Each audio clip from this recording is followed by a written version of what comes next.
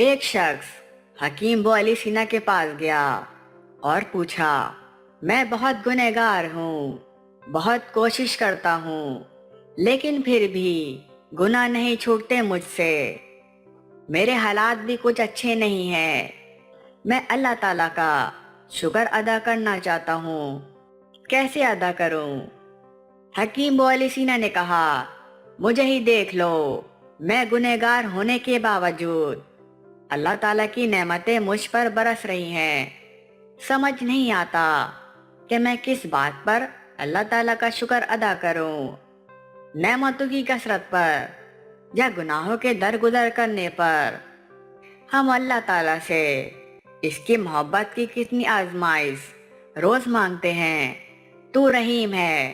تو میرا فلاں کام کر دے، وہ چاہے تو جھنجھوڑ کے رکھ دے،